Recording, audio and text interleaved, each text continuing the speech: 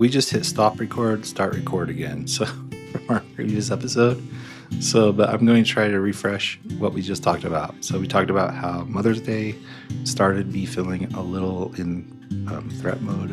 And then we talked about, just at the very end, we talked about riding a bike and how you do it. You learn how to ride a bike, but you can't explain how a bike works necessarily. And then we talked about how we had a rupture where Mechelle and I went on a date. We talked about this book series and how we kind of had different ideas of how it would go through.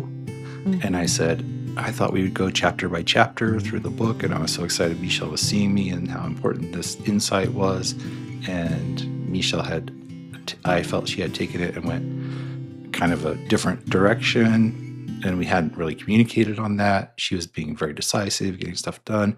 And then we stopped recording. Mechelle said, hey, I didn't want to see the other recording, but we have a tape of you saying you didn't want to go chapter by chapter. Because remember, at the very beginning of this episode, we said this started from recordings of phone calls that we would do while we were in the car. Like, we have more than one, right. I think. Yes. About what we were going to talk about. Yeah, we do. We have it. And there's still might be room for interpretation. I do remember saying I didn't want to break it down so much chapter by chapter. Right. We don't just want to rehash the book. That's not our content. If people want to read the book, go read that book. Well, and the first episode, you were like, I don't know if I'd recommend this book because it's so hard. It's not an easy book. It's analytical. It's analytic, and they always refer to the therapist as he, which is discordant. They always refer to the kids as he, the children. So there's no feminine representation. It's very academic. Right. And it was 2000. When was it? 2000? Yeah, about 2000. I think it was released in 2000. Yeah. So it was written in the 90s, late 90s and 2000. So it's almost 30 years ago. There's a lot of love baked into this book. I mean, it's called The General Theory of Love. They tried to explain something difficult in an academic setting. They tried to bring up emotions and make justifications for their points of view and that kind of thing. So yeah, you got to give them a lot of credit. They're trying to talk to the people who's trying to say emotions don't matter. Control your emotions. That's right. We don't want to be too emotional. Exactly. So making it's really the case that special. Emotions are everything. Yes. Really. In a time when still we don't think that. Yeah, well, it's counterculture. In America, we value reason. Even in the world, not even in America. You don't want somebody that's emotional people. with the code with the nuke codes. That's right. And it's like, actually, that's not how it works, actually. Like, hysterical and emotional are not the same thing. You know what I mean? Hysterical and emotional are not the same thing. Right. They're not the same thing, people. No. Emotions are how, if you go down a level, I mean, you could rationally, like I said about ice cream, right? Yeah. You can do a nutritional analysis and spend an hour researching which ice cream should be your favorite because it provides you the most nutrition, and that's just dumb, people. Well, even you're not gonna do that. You're gonna be like, I like vanilla or I like chocolate. Great. Yeah. And even the nuke codes, with your emotions. There's life at stake. There is some emotional component. Like, it's not just an equation, A plus B equals, then we push the button. There's a whole lot more involved in it. Right. Emotions are shortcuts. Yeah, right. In a good way. They are a bunch of information that's been distilled down to a feeling. I love that. Shortcuts allow us to ride our bike. You feel you should push the handlebars this way when you lean this way to stay upright. Right. It's a shortcut. Right, but they're useful computing. Shortcuts. You're not like, okay, let me think. Next, I did this. Next, I'm doing this. Next, I'm doing this. No, you're not calculating. It comes from another space. Right. Now, that doesn't mean they're always correct. Yeah. They can be formed. Let's say you had to paddle. You're in a canoe and you're going through the rapids. You have to paddle fast. Right. To survive. Right. But once you're in the calm, a lot of people are still paddling fast to survive, and they don't need to. They can relax. Right. So they can be wrong. I'm not saying they're unquestionable. Right. But they should have a seat at the table when it comes to decisions and input and what we want to do with our lives. And when that's cultivated, it is more accurate. It's when we Yes. don't allow it and when we don't do it that we can't trust it. Right. It becomes Okay. almost spooky, intuitive when we trust it all the way.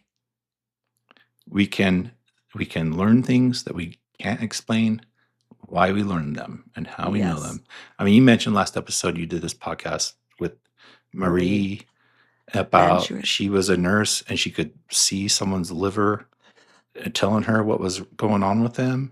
Yep. And then she eventually had doctors asking her, will you go talk to this patient? Will you go talk to this patient? She talked about walking down the hall and having someone from the other side talk to her about, hey, will you go talk to my son in this other room? And then this room was just, the door was bolting or something. And she goes in and talks to him. Hey, someone's bugging me to come talk to you. I think it's your mom. Yeah, she would do that. Yeah. She's like, does that sound right? Yeah. Uh-huh. Right. That's her. And so, I mean, that's going all the way into the feeling side. Like, you know what I mean? Right. That's not computing at all. There's no computing there. And let's say she sees this door growing, pulsing, calling to her somehow. Who's to say there's not something emotional happening, some sort of exchange beneath our conscious level? Because we know that in our brains, all the impulses are electrical.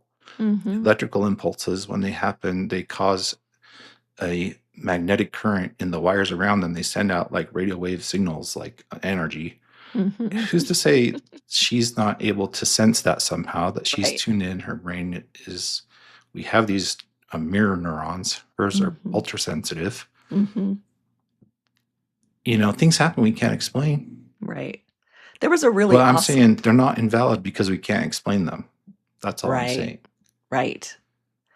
Yeah, there was really quick. There was a really, I wish I could find it again, but it was a documentary I saw. It was on Netflix, and it went through, if we got really small, all the things that we would see.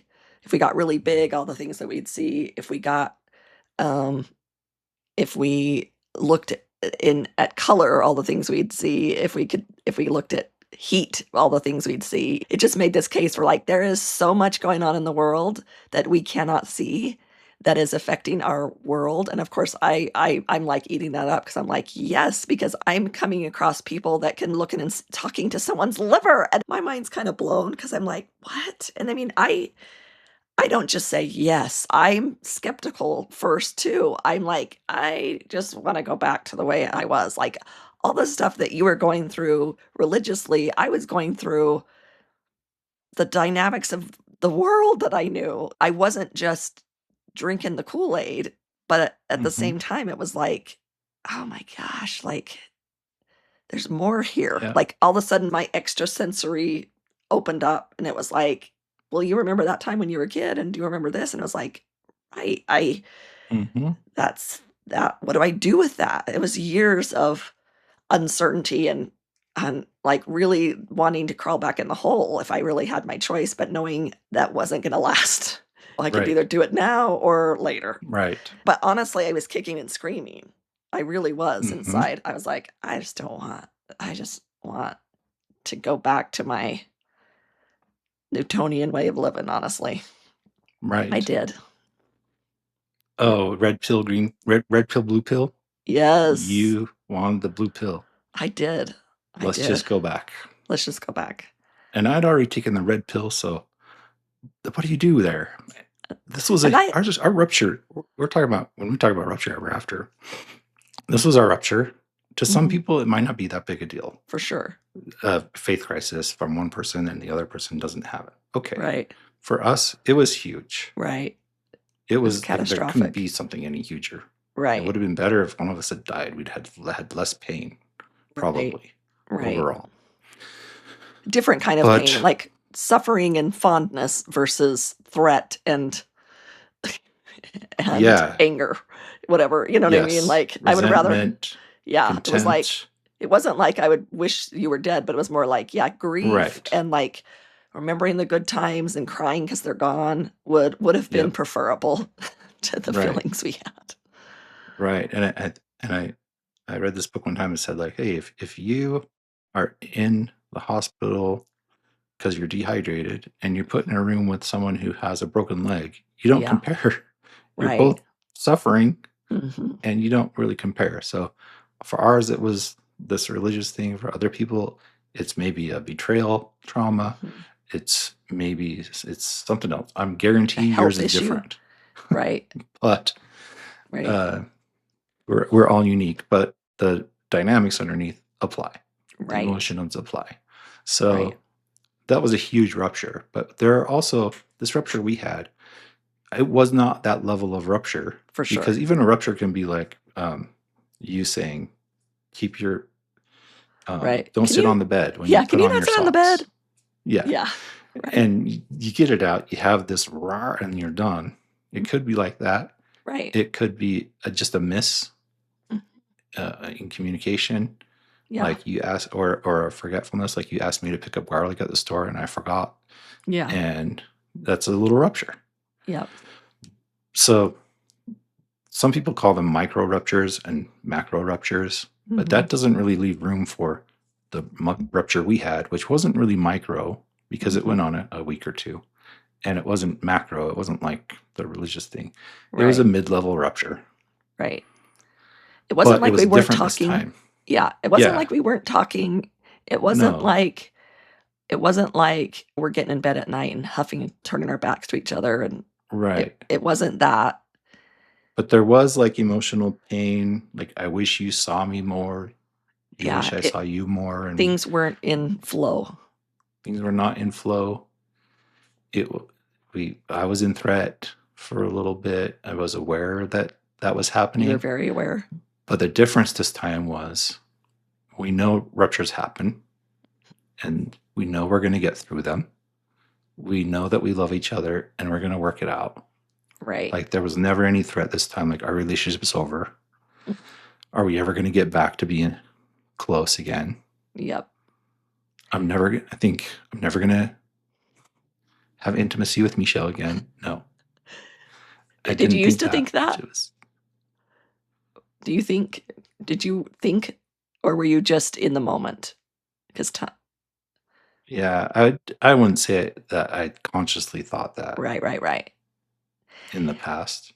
But there were times when, I felt like the relationship was, you were a threat. Right. Right. When I was in that threat mode, I felt like you were a threat and we were over and I was happy to be over. But, like that kind of thing, like, well, let's just move on. Right. Like my protector part. Yeah. It would come up and it would kind of say like, well, I never needed her anyway. And,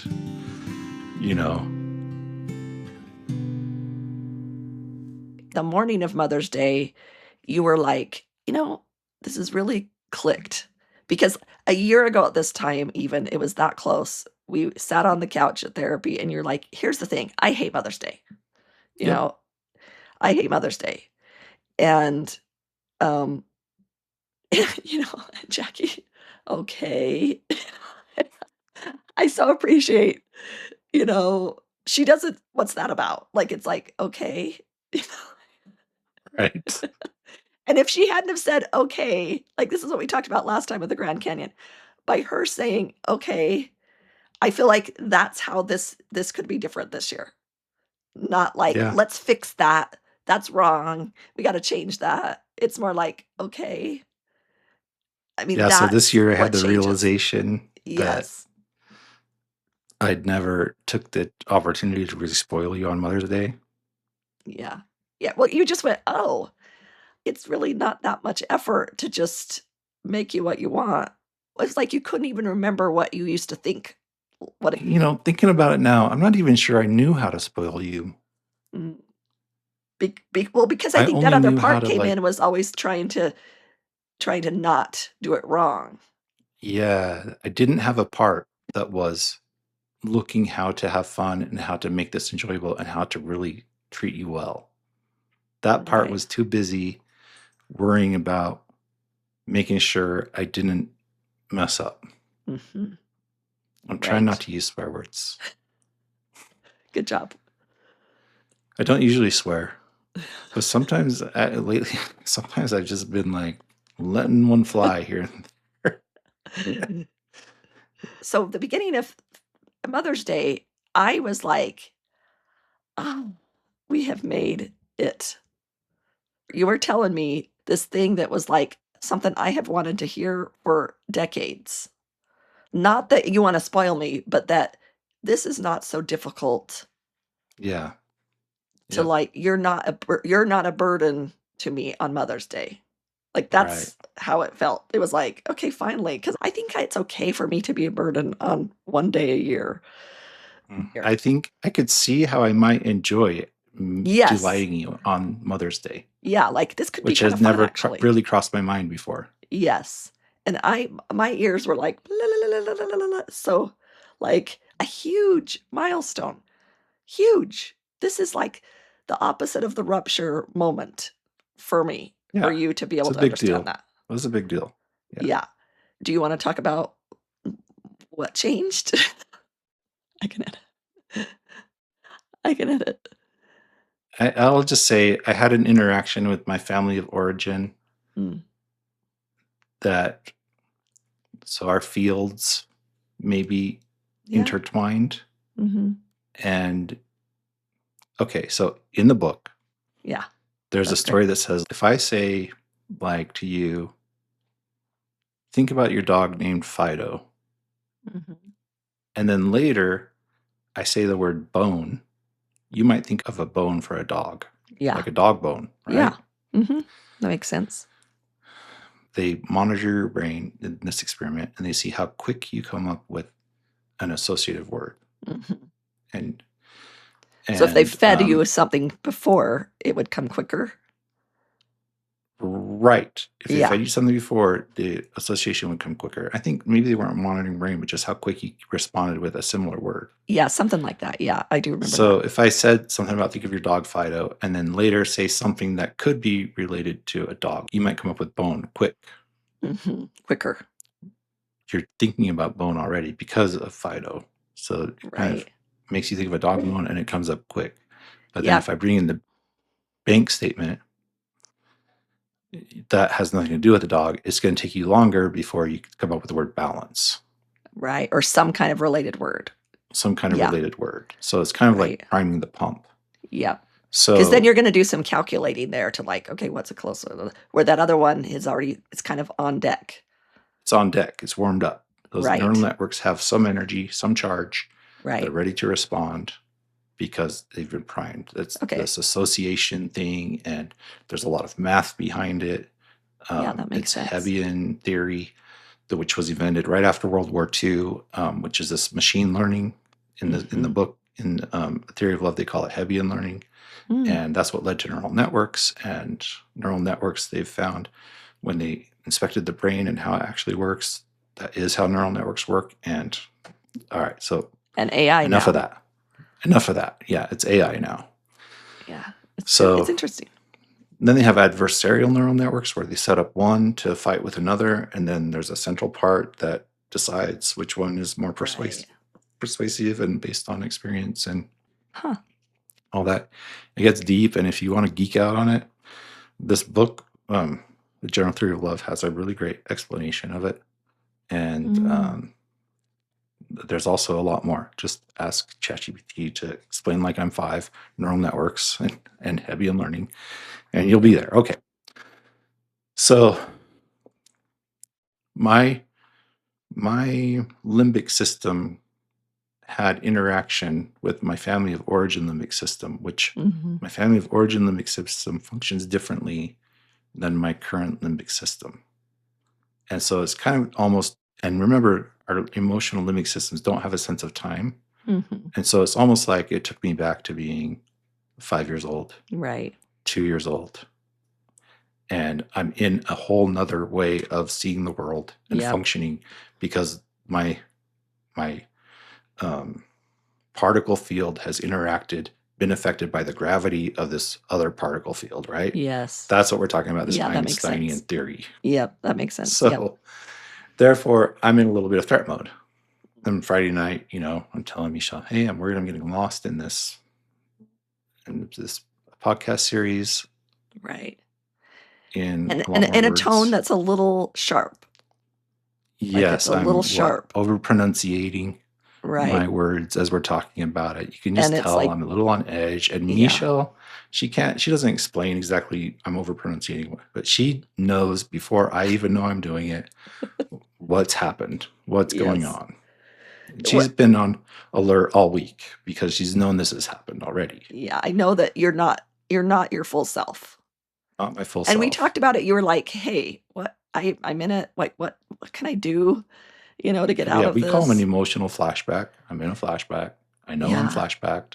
One day you would say, "Can you just sit by me?" And I would sit by you. Other times you're like, "I just want to lay here." And I would say, "Okay, Yep. do you want me to lay with you or do you?" And you're like, "You can go." So I would go do my stuff. Each day Yep. it was like you could wake up the next day and still know, "Oh, it's still here. It is still Yep. here." Oh yeah, we'd And have like a great conversation. We'd be right. close going to bed. We'd I'd fall asleep feeling so great, wake up, and it's immediately Yeah. Yep. there. But Yeah. when I say these things are also the early ones you learn are deep and they take a long time to rehash. Well, when they get reactivated again, it takes a long time to Right. recover, Right.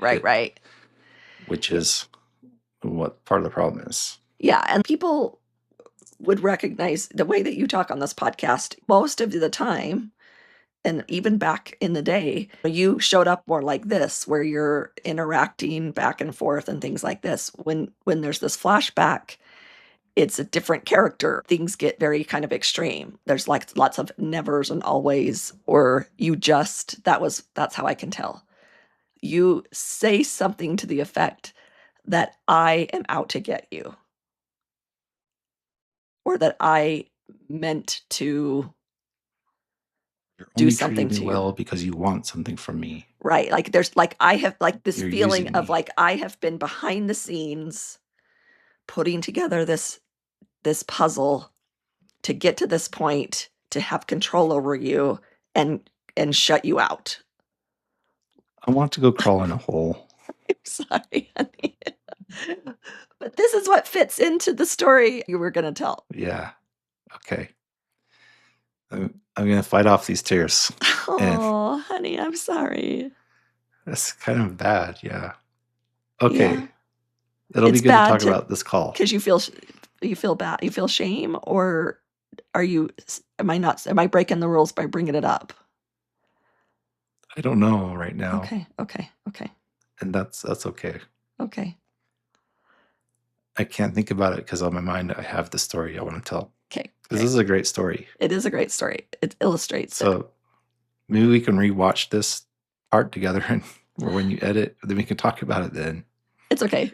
I just wanna make Okay. sure I'm not leaving you traumatized. Yeah. Already I don't even remember what we talked about. So it's okay. Okay, good. I just have a little feeling.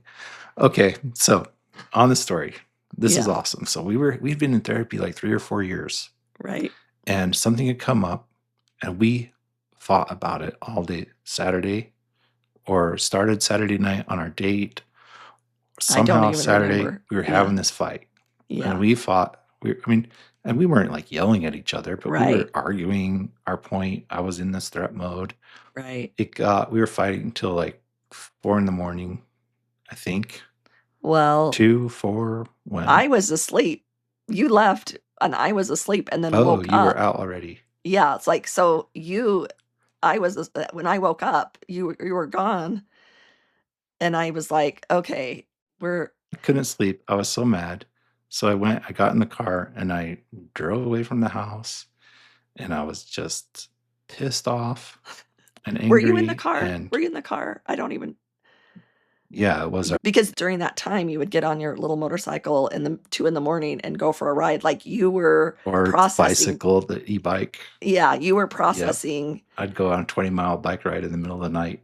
Yeah. I mean, and There we was a were lot going on there. You're yeah, right. and we were in therapy and understanding. I was just like, "Go process," kind of a thing. It was not Mhm. something that was completely out of the realm of what's going on. But I knew Yeah. this time, this wasn't processing. This was what's the word? Um, this was wallowing, or you know what I mean? This was about our Stewing, this was about this was our bigger, rupture. Yeah, this was not just you weren't processing childhood stuff necessarily. This was anger. about me. This was me. Yeah, yeah, yeah.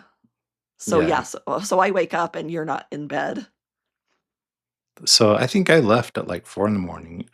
I go drive around. I don't know where I'm going. I go park in some neighborhood in front of some guy's house, Mr. Creeper. And I'm just like stewing on it by myself.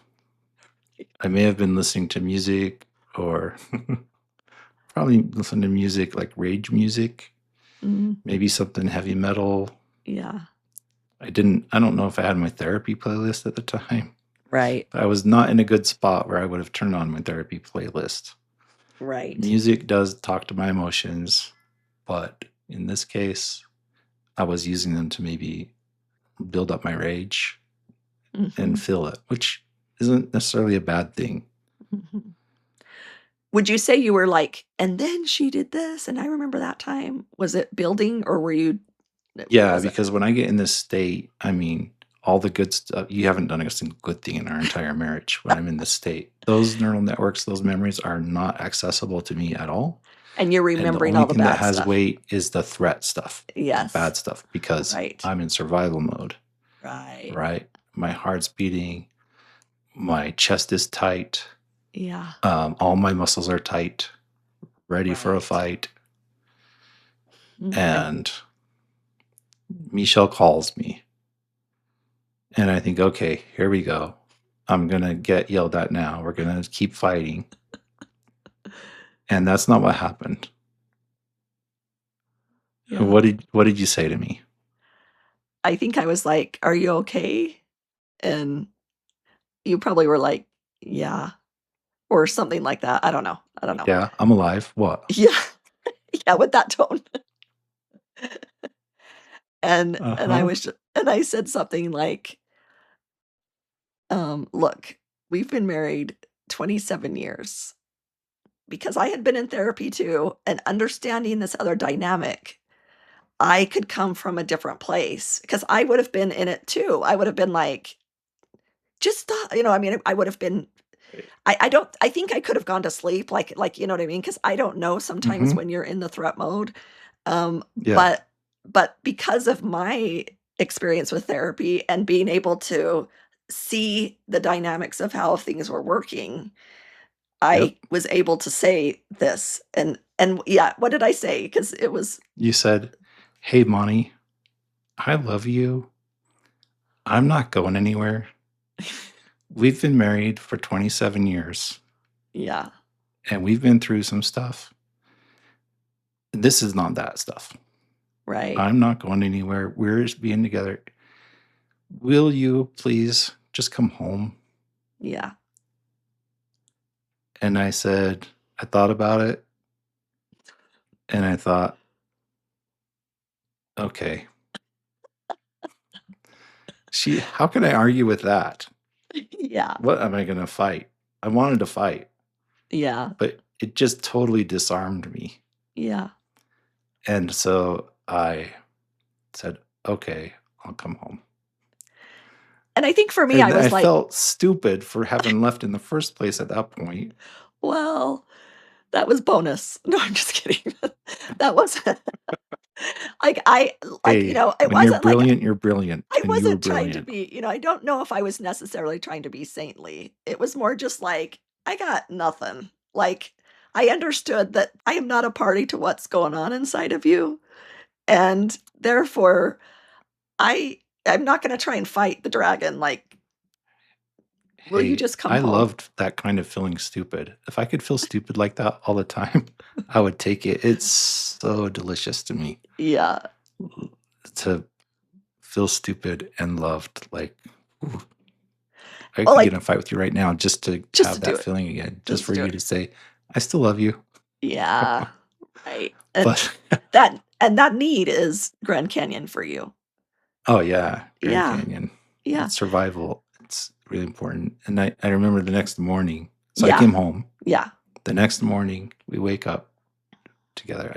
I sleep in the bed, or we sleep. I think I hold you when you get home for a Yeah, it's minute. like, I mean, I was we're home like, like, what, it's okay. 6:30, 7 a.m.? Oh, I don't And remember that, but we're I both trust you. tired. We had Yeah. fought. So we went back to sleep, I think. Yeah, I think so. We slept, and then when we woke up the next morning, We're down at the counter. I think you were like, so we were fighting, and, last night you left. That happened. Do you want to talk about it? Do we need to talk about it? Yeah, I was like, do we need to talk about what happened last night? What we were fighting about? Do we need to continue? Like, are you still wound up? Right. And I said, I thought about it, and I said, no. Right. I'm good.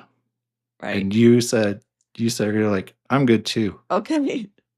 We never talked about it, and I don't remember what we even fought about. I don't even remember what we fought about.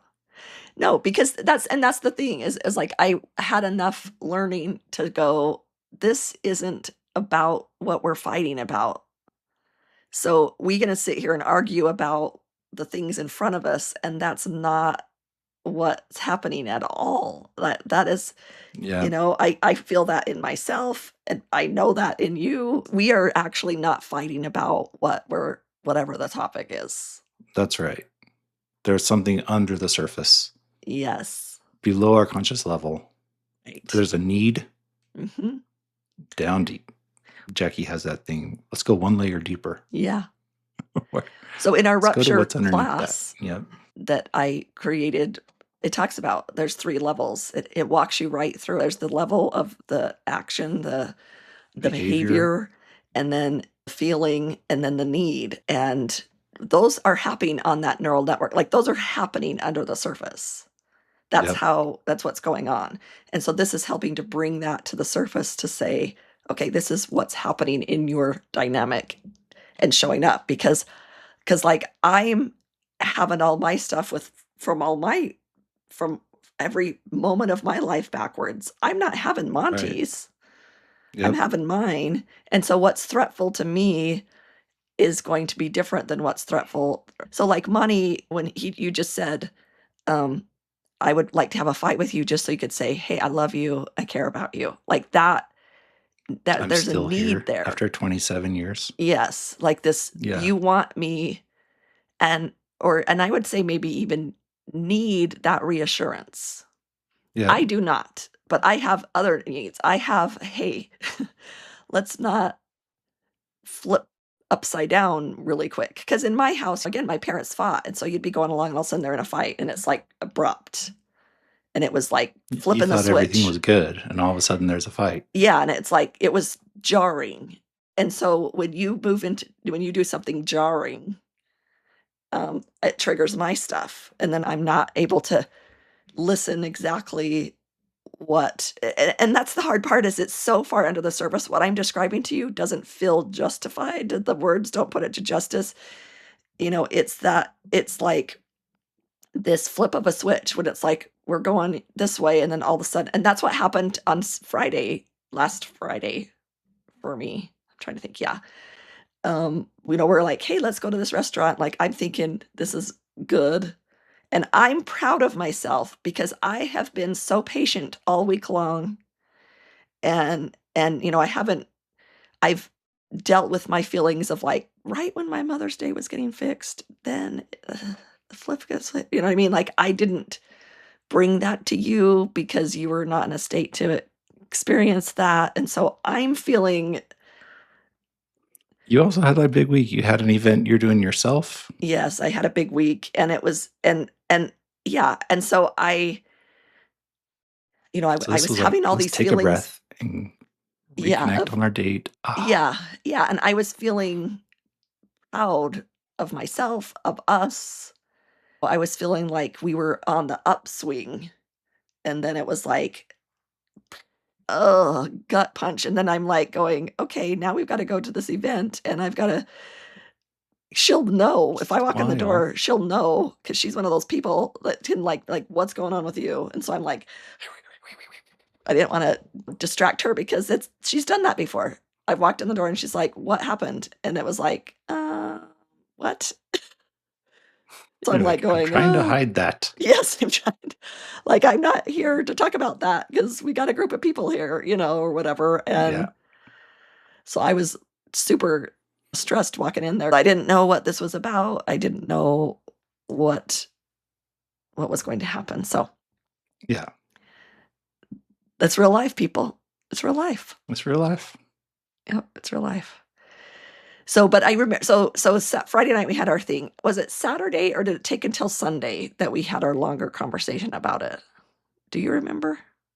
Was it just the next morning? Like, I mean, we talked about it both days, We did. but Saturday morning we had a conversation about it. And I I think we said to got out of you, bed at noon. yes, you're right. We You're had been right. talking. Because we were up in the, and I said to you, I said, so we're in a rupture. Mhm. Like I remember saying like, hey, I remember saying it in my mind 10 times before I said it out loud because Yep. we are still in that threat mode. And you like your instincts want to run from it. I mean, it does. It wants to run from it. Or Yep. you want the other person to create safety for you. And I knew if I Right. said that, like that's not necessarily safety. That's like going into the fire a little bit. So I was like, Mhm. so we're in a rupture. And I kind of said it with a little bit lighter tone, partially because I wanted it to be light, partially because I'm completely intimidated because it's like, yeah, I don't know what's gonna come. Yep. And we're like, yes, we're in a rupture. Yeah. And and That was and helpful to name. it was helpful to name. And then it kind of flowed, and I would say something to alleviate my tension, which would cause a little bit of tension. And then you would say something to alleviate your tension and cause a little tension. Yep. And I remember one time specifically, whatever I said, you know, because it's something like we just showed on here where I'm like, hey, I have recordings of you not saying that. You know what I mean? Like it's not like we're not Right. yelling at each other, but it's like, hey, like I'm not gonna just go along with that story. There's something Right. else here. Like, and it doesn't mean that you're wrong every time, but we would do that back and forth. And I remember I did that at one point. I can't even can tell you what I said. And you made a joke. You were like, I can't. I wish I could remember. Which shows you that we were in parts. We were Yeah. in parts. I But it was mean, like you well, were it like, wasn't a dismissive joke. I was no, no, acknowledging the tension and the rupture yes, we're having yeah. and You're like, well, how I kind just of am a silly it little is. crazy, or like Yeah. and then you just brought in some humor, and I could feel my system go. And then it was Yeah. like and then it built up That's maybe a why couple more times, but then it was like lower and lower and lower. And this rupture was different than our previous ruptures yes, which has because been a we while. had the basis of our previous ruptures to know that repair happens and we're Right. going to be safe again. Right. We had that rupture where you called me and said, we've been married 27 years. Will you just come home? Yes. And this rupture wasn't even that intense. Right. And we kind of knew like, We knew the okay, it's going dynamics. to be a rough few days, Yep. but eventually we're going to get back. That's Mhm. okay. Mhm. We still need to say what we need to say, Yep. but also not take everything each other says too seriously because we know we're activated. Yeah. At one point you said, hey, I think I said to you, I wish you would have said this to me. Fully compassionate, understanding. I wish you would have been more sympathetic. And you said to me, like, I'm not perfect. Why does everyone expect me to be perfect? I did. I said Or not, so I not wish I why would does have said everyone that expect me to be too. perfect, but yeah, you said, I wish I would have said that, but I'm not perfect. Right. In that I'm not moment, always that going was to not respond available to well. me. Yeah. Yeah, and we were processing it with Jackie yesterday and talking about the rupture, and I said that I told her I think she could be present and compassionate and calm with someone else, not me. Yep. And we said that, and I But said, I "You're right." understand that's because I'm so important to you. I wouldn't want you to be able to be so compassionate and calm with me because that would mean you didn't maybe care as much or I wasn't that important to you. I mean, Yeah. there's different perspectives of looking at this that are valid. Yeah. So Right. I'm thankful that you care so much about what I think, and that I do throw you off a little bit, Mhm. maybe. Yeah. I mean, look, it's not like your favorite. It's not my favorite, but I get what you're saying. There's It's definitely like parts of it that are my favorite. right, right. But we accept the dynamics of how people Yes, work. That gets included in our desire for the other person. It's like, that's a right. woman, I mean, a person can't jump to the moon. So that has to Right. be part of the expectation for another person. They can't jump to the moon. That's got to not fit into your requirement for them. Yep. I'm going to Okay, pause for a minute. Hold on. so far what we've talked about the neural networks is that they're a lot about learning and memories, and they distill it down to emotion. But there's another component, which is the processing part of it. Mhm. The way that information gets processed and sent back. Yeah. So let me give one more example of a neural network. Yeah. A neural network is like a long telephone line, and one with several people in between. Okay. So let's say in the front of the neural network, I say to Michelle, I wish you would have said this. Mhm. So that goes through the old telephone game, person to person to person to person. And what Michelle hears on the other end is, you're a jerk because you didn't say this the way I wanted it said. Right. Right? Every person added a little interpretation to it. Right. So the message got distorted and it came out the other end. Right. Not exactly what I intended, maybe in the flavor of it, Mhm. but that's a neural network, kind of. And you can Mhm. train that neural network so that a certain input usually generates a certain output. Mhm. Like it learns what works Mhm. and what keeps us safe, and how to do that interpretation Yeah. the way we want to. So that's another example of a neural network. A nerve talks to a nerve talks to a nerve on the way it goes.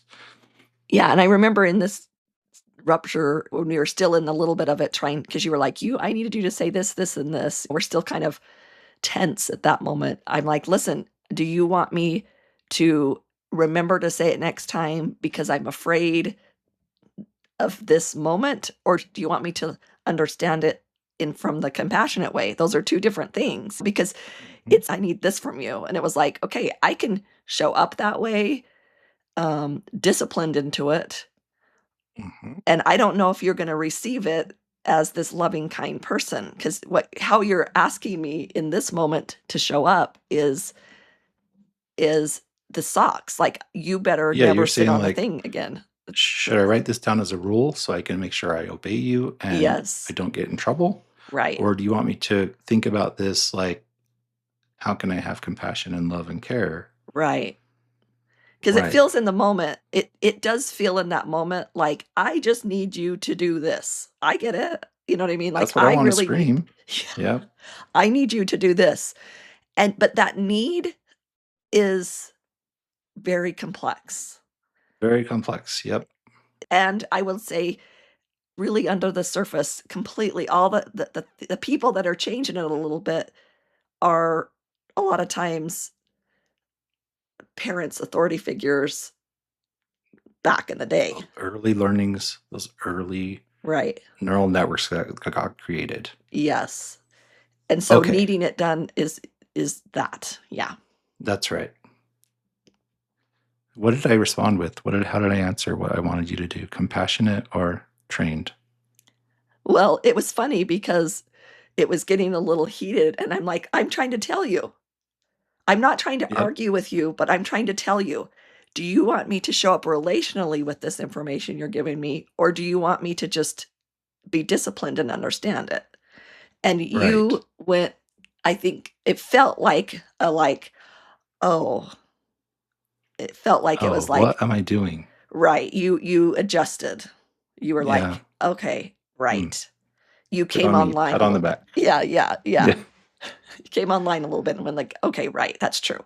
I don't need." And that's the thing is, like, you didn't change because you didn't wanna get in trouble. Hmm. So it's not like that part that's doing Mother's Day and doesn't want to get in trouble. Like, that's not why you made the change, or Right. never sitting on the bed again with putting your socks on. That's not why. And I can tell because I can feel it in my body Right. differently. Yep. Yeah. And Right. you're just like, "Oh, okay." Like you weren't like, "Okay, I better do it right so she doesn't," you know what I mean? It was Right. relational. So we've been using this language about emotional flashbacks. Mhm. We've been using this language of neural networks and conflict and rupture. But there's this processing part, these neural networks, how they do this processing. There's another way to understand it, and that is through IFS. We've mentioned IFS lots of times, but we haven't really gotten into what it is. Mhm. And I got to say, the first time I discovered IFS, it kind of blew my mind apart. Mm. It was amazing. It took me from the present clear Mm. back to an early part, young part of myself, even pre-verbal. Mhm. Just the first meditation I had done thinking about IFS. Mhm. So the meditation basically, it's Richard Schwartz. It's in the book No Bad Parts, and it talks about how it starts off with just, get comfortable, feel in your body a sensation, Mhm. and then just ask that sensation a question. So mine was like a little tightness behind my right lung, Mhm. and it was saying, get ready for the next day. What do you got to do to prepare? Be Mhm. ready and make sure it's successful. I had something kind of big that day. And then just ask it a question. What does it want to say? Or what's the feeling behind it? And then just wait for an answer. Don't think of an answer. Just wait for one to come. Just Mhm. let your subconscious speak to you, basically. Let it Mhm. rise. Mm. And I finished the meditation and turned off the book and thought that was interesting, but I didn't really have any experience. But then it was about maybe 15 minutes later, I'm laying in bed and I start getting this image of this like dog, child, dog, person, dog, child. And it that kept like talking to me, hey, dog, child, dog, child. I'm like, Mm. what are we doing? Mhm. Why is this happening? And somehow this sensation came up of there was a younger part trying to get my attention, Mhm. pre-verbal, so it didn't have words, so it only Mhm. had pictures, and it was trying to tell me, Mm. "Hey, I'm the child when you used to crawl on all fours, Mhm. you thought you're a dog. You're the dog person. Mm. I'm the dog person here trying to talk to you. Mm. And I'm the one who's giving you that sensation in your lung, in your Mhm. back, Mhm. telling you to get ready for the day because we have to do it right to be safe." Mm. Mm.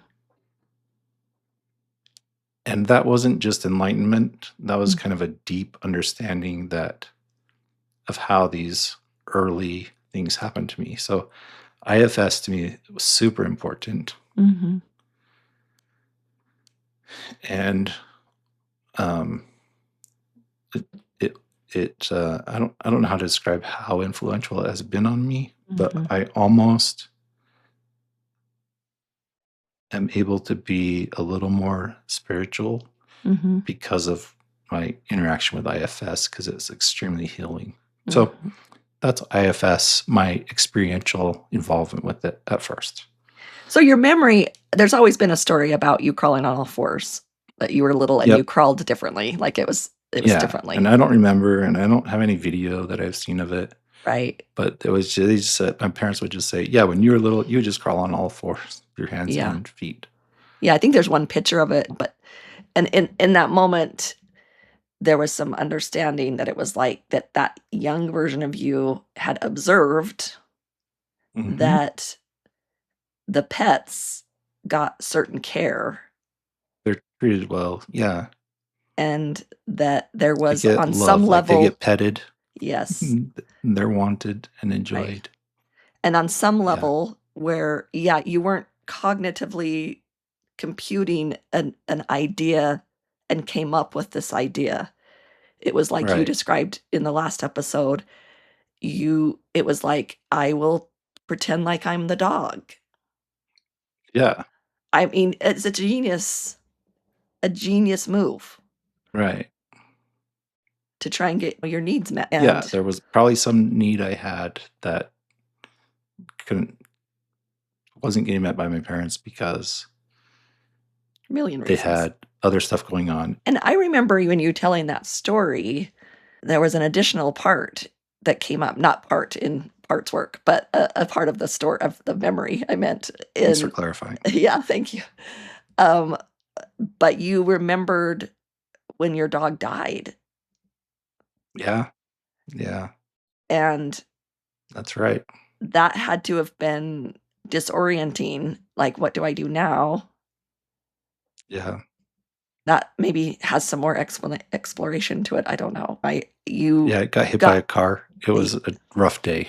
Yeah, and you That was saw it. traumatic. Yeah, you saw it Yeah, I saw it happen. I saw it when you on brought the kitchen table, yeah. like with skin Right. removed for a big portion of its stomach.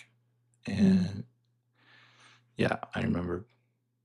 I think we buried her in the backyard after she died there. So, I mean, it would have yeah. been catastrophic to have this role model helping you get your needs met on some level, like a big brother showing you the ropes, and have that go. It definitely didn't contribute to my feeling of safety and security. Right. Right. So you got the book No Bad Parts because Alanis Morissette had recommended it and she does the foreword in it. Is that right? She does a forward in it. I had gotten it. I had seen a tweet on Twitter from Hillary McBride that said basically, spiritual abuse is when someone installs in you an inner critic and tells you it's the voice of God. Yeah. And I thought, I had seen just that tweet. I hadn't heard of Hillary McBride before then. Oh, okay. But I thought, this person gets it. Yes. And I followed them. Yeah. And then later she did a tweet like, No Bad Parts book. And I like this book. So I thought, okay. And Alanis Morissette, that was just another synchronicity because she was the one that had recommended Pete Walker. And so I feel like there was a little bit of like, hey. Yeah, there was like this I can trust. Right. A little come There's this way, probably some Monty. good in here. Yeah. Yeah. Come this way. And so you read that book. Isn't that a little bit of the universe like smiling? Like us having the same birthday? A little bit of the supportiveness. It's the synchronicity. Yeah, yes. I hope our listeners have some of those in their lives. Yeah. Yep. You got to find safety, and then you will. That's how the universe talks. I was taught that. I'm going to talk about that on the Wholeness Network in June. But ooh, that'll be good. It'll be good. So, do you want to tell us about IFS? Yeah. So Monty was reading this book and he was like, he would be like, can you listen to this part? So I'd be jumped in the middle of the book, like listen to this part. And it was good. And it clicked. This puts the language to the felt experience. And so a few months go by and there's a training. Now to become IFS certified therapist, you have to apply because there's so many people that want it. And then there's levels and it's a whole deal. I interviewed a therapist that was level 3 IFS. She was great. And I was like, I love this. Well, there was this opportunity to do it was just a circle. So it was like a below level 1 kind of training. And I was like, I'm going to take that training. And I loved it. And then about a year went by, they were offering coaching, which I had never seen before, being an IFS coach. And I was like, I have to do it because it was so new that it hadn't got around to needing to have the lottery quite yet. So I jumped on board, getting to be on calls with Richard and learning straight from him, who Richard Schwartz, who is the creator of IFS. Now, parts work is more common, but I'm just partial to IFS. And he calls it IFS because his story is amazing. Like he had all his childhood stuff, right? And he's going to change the world. And there was this process of family systems where if you fix the family, everything else changes. So he was working particularly with bulimia patients And there was this idea that I can bring in the parents and the mom, the dad, the kid, and that dynamic is going to fix this person. And it didn't work. And little by little, he'll tell you that the parts taught him. The parts really taught him, and even gets into later on. Well, the key was the moment where he got curious. Yes. Because he worked with this person who was cutting, and they had worked through it. They had gotten an agreement that they wouldn't cut again. And the next time she showed up for therapy, she was cut. Right on her face. And like a really even worse. I give up. Yeah. I'm curious. Like, what's this about? Yep. And that was the opening for him. Yes. Tell me. And they did. They told him. And then they would get to this part and they're like, well, what's that part saying? It was like, no, that's really me. That's really me. So this was 40 years ago. It's been a long time. Yeah. So the cutting part was saying, hey, I need to protect myself from pain. And by cutting, it lessens the pain. Yep. I can't. That's my only outlet. That's the least worst option. That's the best of all my options. Right. Cutting is my best option right now. Yeah. That's my I'm keeping her alive. And food. Don't take that away. Yeah. That's it. Yeah. So IFS is basically this idea that you're not one single unified thing. And that's going to feel really foreign at first. But I'm telling you, in a few minutes, you'll be like, oh. And we're a system. We're actually more a system where it's this whole crew of interstates, some that protect you, some that carry old pain, some that have been running the same strategy since you were young, because that strategy once kept you safe. So this is how it works. So IFS calls those parts, all of those parts. And the goal is... I think of them as neural networks. Okay. They're kind of more independent neural networks. Okay. Yep. Okay. And I think of them as my buddies. I think of them as my advisory board at this point. So, and the goal isn't to get rid of them, the parts. Actually, we're never going to get rid of the parts. We want to get into relationship with them and to understand why they're doing and what they're doing and why, instead of just being dragged around. So like when we were talking about how we're in the state and we can't even remember what we were talking about, we're communicating from our parts. To talk about it means nothing, but to experience it means everything. So I just want to walk you through something really short and gentle as we end, if that's okay. And it's gentle. I'm looking forward to this. You can do it wherever you are. If you're driving, just don't close your eyes. But this is just experience, similar to the one that you had. So it'll just take a few minutes. If you need to turn the volume up, if you are in the middle of a task, maybe finish that. If you've got other thoughts on your mind, let's just be present with this. Like I don't expect it to change your life, but I just don't want to disrupt if you got other stuff going on. We respect. Finish that first and come back to this. And then we'll try and have this as a separate piece on the YouTube channel that you can go back to maybe whenever you want. That'd be great. Yeah. So we start, like Monty says, we start by just letting our body just feel it get a little heavy. Just notice your body, tune into your body, and just notice you're sitting there and feel it, and kind of let the chair or wherever you're at, the floor, your bed, just kind of hold you a little more. And give it permission to hold you. Just feel how your muscles kind of relax into it. And I don't want you to perform relaxation. So notice if you're trying to get it right versus just letting gravity do the job of pulling you in to your space. And take a breath, an intentional breath. And on that exhale, just notice if anything softens a little bit.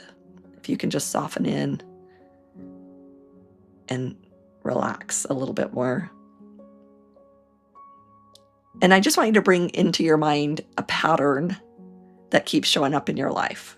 And you don't need to stress about it. And not the story, but the pattern. So examples may be some ways that you go quiet when you actually want to speak. Maybe you want to fix everything just right. Maybe it's how you work yourself past exhaustion and you don't stop. There's just kind of not breaks there. Maybe it's how you pull away right when something gets close. Maybe it's how fast you move to take care of everyone else before you've even checked in with yourself. We all have these patterns that are in the background, running the show sometimes. We know that about ourselves. You just pick one, and you probably already know which one wants your attention. There's multiple, and that's normal. So just hold that lightly in your mind, this pattern. And then get curious and think, where does this pattern live in my body? Because it lives somewhere. It's not just a thought. And so be curious and find it. So do you feel it in your chest, in your belly, sometimes your jaw? You'll just notice, oh yeah, my throat, behind your eyes, like on the back of your neck sometimes. Just notice what part of your body either lights up or you get in like just kind of a clue, and just go there. Put your attention there, wherever it says, not to fix it. We're not going to make it go away, not to analyze it, just being with it. And just like when you'd sit with someone that's having a hard time, you're just going to be there. And here's something that's kind of important. That sensation or that place in your body, that is a part of you. And there's a difference between being that part and being with that part. So if you feel like you are that part, simply ask if it can step back a little bit so we can acknowledge it and witness it and care for it. And so right now you're going to practice being with it instead of being in it. So just notice if you can get just a little bit of space between you. The one doing the noticing and the part, even if it's an inch of space. Just enough separation. And if it feels like that feeling just got bigger or you did get pulled into it, that's okay. That's okay. Just allow it. Just see if you can take one breath and come back to that position of observer, you noticing it and not being it. And just practice that back and forth if that's the best you can do right now. That's fine. If you can get a little bit of space, then let's create some curiosity. If this part of you had a face, what might it look like? Just allow whatever shows up to be there, not judge it. Is it young? Is it tired? Is it angry? Is it scared? Is it braced for something? And now ask it and really mean it. Really be curious. Because they can tell when you're in another part. They're really magical pieces of us, I promise. But when you can ask them the question with curiosity, like not figuring out the answer, but just how long have you been doing this? In that curious space. Because most of our parts have been working very hard for a long, long time. And this pattern you identified, it probably started doing its thing way before you were even old enough to ask whether it was working. Just like we talked about.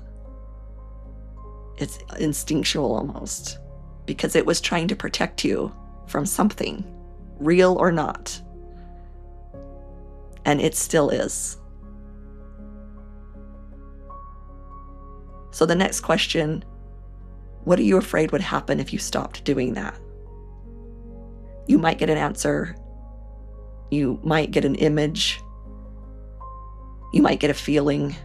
Whatever shows up, let it teach you. Just being with it. We're not going to change anything. We just want to know and be curious. And we don't want to talk the part out of anything and say, yeah, but, and if that does show up, we can say to that part, hey, can you step aside for a minute? I want to spend some time here. And if that part can't, we can say, I'll talk to you in a minute. And then when I'm done here, go back and listen to that other part. But a lot of times we can just witness it.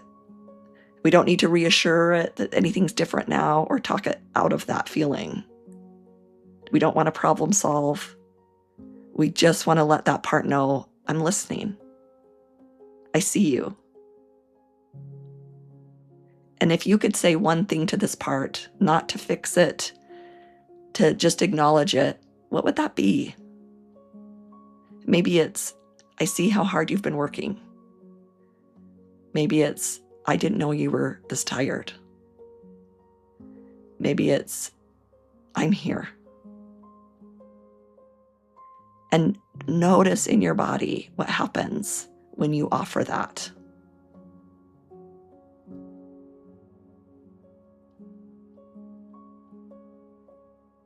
So that is IFS at its core.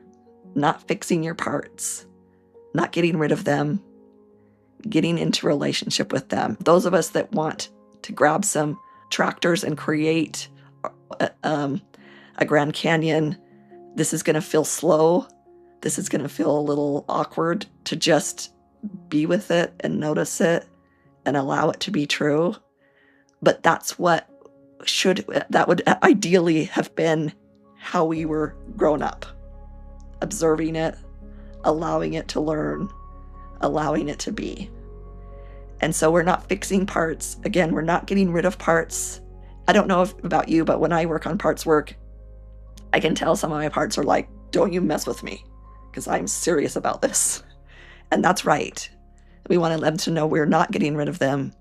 We're getting into relationship with them. And just in the same way, we would be in relationship the way I am with you, Monty, where, I had to learn that language too, where I had to ask, do we need to talk about this? And it wasn't do we need to talk about this with some attitude behind it? It was, I don't know what your answer is going to be. And once you give me the answer, then I work from that answer to the next question. And we can do that within ourselves. Yeah, so a little detail on that for me. Yeah. I listened to that book on Audible, and the author, Richard Schwartz, he actually does the meditations. Mm-hmm. So that's really helpful to listen to. So your meditation was great, Mechelle. Mm. I loved it. Thanks. And I got some useful out of it, some useful benefit from it. Mm-hmm. All right, so here's my reaction. Okay. This is what happened for me, right? Okay. Yeah, I watched the series Adventure Time. Yeah. And there's one character on there who the main character Finn loves, and her name is Flame Princess. And she's this princess with flames that come all out of her. And she has a lot of power. She's very feisty powerful, feisty girl. So when the sensation in my body was like a tightness in my belly, mm-hmm. Feels like maybe a digestion issue, but a tightness in my belly. And right. And anyway, I talked to it anyway. Right. This image of Flame Princess came to mind. Mm-hmm. And then you said, like, when did you first experience this? Mm-hmm. And I think it was when I got angry at the church, like 10 years ago. Mm-hmm. Because before that, she was in a cage, right? Mm-hmm. I didn't get angry. Mm-hmm. And that's funny because in Adventure Time, she is caged for a while, and Finn has to rescue her. I think that's what I'm remembering now. But yeah, it's kind of interesting. Right. So what do I want to say? Thanks for protecting me, anger. Thank you. Yeah, because parts aren't change. Yeah, you're gonna keep doing your thing because it's important. Right. And I appreciate you. So you've been a good and loyal soldier. Yeah. Yeah, our parts aren't problems. They are our protection. And the more you can meet them instead of fight them, the more access you get to the part of you underneath it all, which he calls the big S, self. And if you've ever been in that Zen state, that's the self. Now, you're not going to walk around the world in that Zen state. That's not practical. That's not real. But what happens is then it's like when we have enough relationship with these parts and it's like, oh, that part's showing up, then I could be like, what's going on in my world that part's wanting to tap me on the shoulder and say, hey, watch out. And then I can be alert out there to be like, hey, what's going on? Sometimes it's like, oh, to my part, I'll say, oh, I can see that you're upset, and I more am caring for that part because it's activated. And then other times it's Mhm. like, you're right, there's something going on here, and you're alerting me and advising me to it. The best thing I learned in all my 18 months of training was we learned to speak for our parts, not from our parts. And so she gave the story of, I love her example, one of the teachers. She said, I have a wound. I have a part that wants to be acknowledged. It wants to be the center of attention. And she says that with zero judgment, which I appreciate. And she says, so we're sitting at the breakfast table. My husband's got his newspaper, drinking his coffee, reading the paper, and I can feel that part get activated. And she says, I know that in the past, I would have grunted, I would have stood up and maybe put my coffee cup in the sink a little louder. And I mean, I identify with that so much. Like, you would have, like, because you're totally in it. So it's like, how could they be doing this to me? And you're just in it. And meanwhile, he's on the other side of the newspaper, oblivious to what's going on. Well, the difference is, so she's in the part, feeling all that stuff, but when she's able to speak for her parts, so she's not saying, hey, you're not supposed to have the center of attention. She's not negotiating with that part that you shouldn't have that attention. Maybe if it was somewhere else, that would be appropriate to be like, hey, this is not our time, but I know that you're here. Like, you know what I mean? That would have been appropriate. But at this moment, she says, hey, can you put the newspaper down? Can I have a couple minutes of your time? Now, she can't force his response. So if he's like, give me 5 minutes, then there's more comfort to do, whether you say, hey, honey, no, I'm really needing that versus, okay, we can't have what we want right now, but in a few minutes, whatever. But it becomes a totally different scenario. And again, she's not saying, I think for me at least, I would go more into, look, he's just trying to read the paper. Like, I don't want to bug him. And I'm arguing with this part of myself that feels that way instead of just saying, hey, okay, you're showing up for me. Do we really need 5 minutes, or are we okay? And you start to get this communication where you can tell, it's like, yeah, I need this. And then I can say, hey, I need this. And Mhm. and just by it almost doesn't matter what the other person does. When you justify those parts, you start to feel flowy, lovely in your body. And you're Kind of that's justifying them to yourself. You're not exactly justifying to the other person. Anyone else. Like the other person. Yeah. yeah, yeah, You speak for your parts to yourself, right. Well, and maybe to the other person, but and yeah, then maybe to the other person. But yeah, in this but like scenario, that part just wants to be seen and heard. And so it softens as we say, okay, I'll listen to you. yeah, And Richard himself will say, like, I sometimes he'll be in a session and then his parts will come out and he has to say, hold on, my parts are here. Let me have a moment, and he says a lot of, yeah, now he's done it for 40 years. So he can be like, okay, can you step back? And then I will talk to you later. And he says, I have to talk to him later. He's like, I have learned that lesson the hard way, to just be like, oh, well, now I'm not in that part, so I don't care about it anymore. yeah. Oh no, you got to It's, go back and talk to those parts. There's a trust happening there. yeah, because if you kind of send your parts to a locked room in the back, they're going to start screaming. Yep.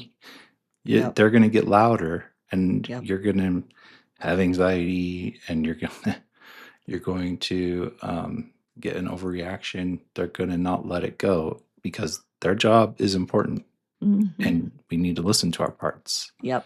But once we listen to them, and they feel like they have our attention for a moment, they Mm-hmm. can then relax a little bit because they feel like they got through. Yep. And Richard, for 40 years, has had two barriers that he's had to overcome. And now IFS is probably the most, you've probably got a lot of people doing EMDR, and then IFS is Mhm. probably even close to that, like it's like one of the Yeah. number one therapies. But he has two barriers he has to go up against. One is the multiplicity. We do not like Mhm. the idea that we are multiple, and that goes against everything we feel comfortable about. But if you've just done this experience, you can feel that. But if you've read any Eckhart Tolle, if you've read Untethered Soul and Michael Singer, it's the same kind of like there is this observer person. So that multiplicity is our natural response versus, I mean, we could go deep on what I have thoughts about that, but and then the second thing was that we have this self that is never actually broken. We're born with it. It's not hurt. And although he says he's like, I love attachment theory, I get attachment theory, and it does affect these parts, but it cannot. No amount of trauma can tear apart the self energy that's always available. He's like, I've worked with every kind of criminal. They all have this self that they can tap into at one point. I had to go grab this canvas Mechelle designed for me. These are the 8 C's of IFS. Curious, calm, confident, clarity, compassion, courage, connected, creative. Yeah. These are what the true self. Yep. The big S self. Yeah, that's right. True self. That's are right. about. The true self. Yes. Yes, I will put a link to that graphic in the show notes because that'd be great. Everybody can have that. Because that's how I work. I have, in order to kind of understand concepts, I have to create something. I design something that helps it anchor in at some point. I don't know why, but I do. If nothing else, of all the feelings of shame we have, or all the embarrassment, or all the anger, or all the tiredness, whatever all of that is, first of all, that's allowed. And second of all, it didn't undo this really, to me, divine part of you that's there and is you and is yours and can never be taken away. Everyone has it. Everybody. So this has been a long one. Thanks for sticking with us. And we really appreciate you, our listeners. You're why we do this. And we're on this journey together.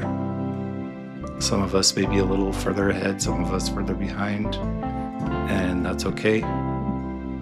We don't want to be on the same place. That'd be boring. So thanks for sticking with us. Look forward to talking with you more.